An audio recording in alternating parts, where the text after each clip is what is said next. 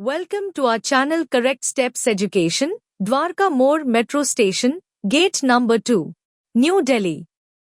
This dictation created by Chandra sir. Get ready to take dictation at the speed of 120 words per minute. Countdown start. 3, 2, 1. Start. I am thankful to you for having given me this opportunity long last to say a few words on the budget.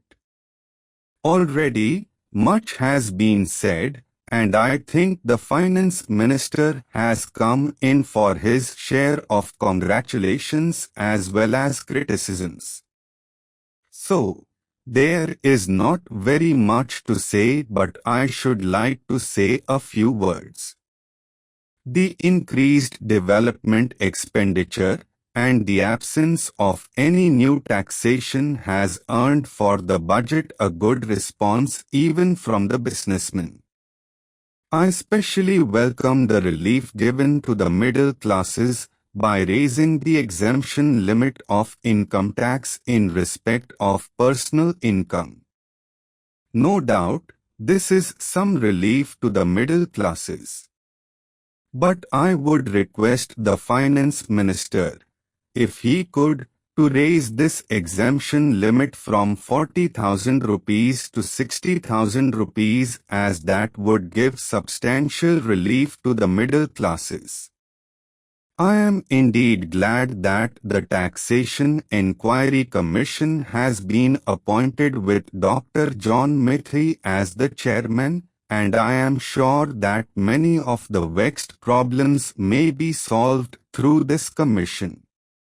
At the same time, I would request the Finance Minister to put off the estate duty bill for the present, since this enquiry commission has been appointed and they may go into this question. For I feel that it is not an opportune moment to put on more taxes on the people.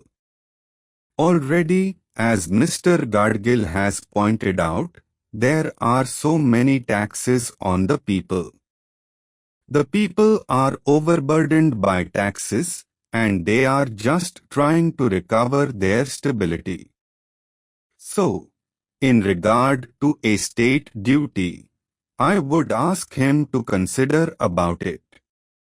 My reason for asking it to be postponed is, as I have said, that the people are still facing economic distress. And then, our government is not able to offer the amenities which other countries have where the estate duty exists, such as free compulsory education for children, free medical aid, homes for the poor and the destitute, old age pension, etc. So, my humble suggestion is that this point may be considered by the Taxation Enquiry Commission. I agree that there is a brighter side of the picture, and that instead of continually harping on our poverty, we should also see the bright side. We are making encouraging progress towards laying the foundation of a welfare state. With the cooperation of all and the implementation of the 5-year plan, I am sure, sir, that we should be able to lay the foundations and fulfill the dreams of India. It is indeed encouraging to know from the Finance Minister that there is a tendency of lowering food prices all over the world, and in that case, the prices in our country too would be lowered. Regarding defense, for obvious security reasons, I do not agree with my friends who say that the expenditure should be curtailed. It is not advisable to take any undue risks and slacken the defense arrangements.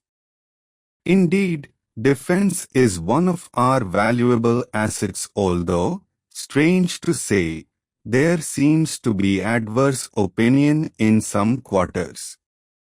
I agree with what General Cariappa once said, that God and army are remembered only when there is trouble.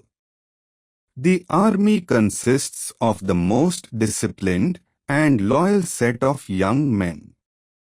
It would not be proper to affect economy in the pay of these brave officers, as it would not be an incentive for the right type of young men to join the army, and it would become ineffective and inefficient. I believe already officers who were drawing 14,000 rupees as their pay are now getting only 7,000 rupees and about 1,000 rupees as allowance.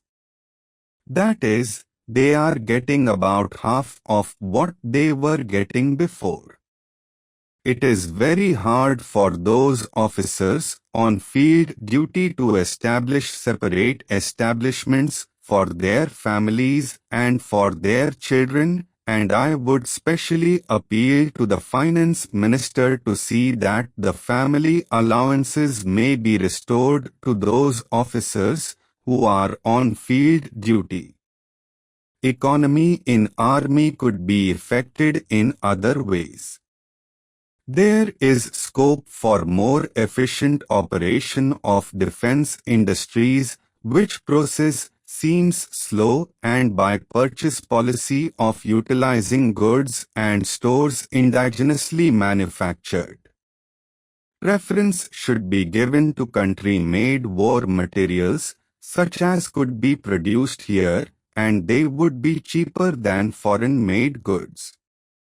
I may also suggest that the armed forces who are not on field service or under any operational commitments could be utilized for giving military training to the youths in schools and colleges, which would teach discipline and loyalty.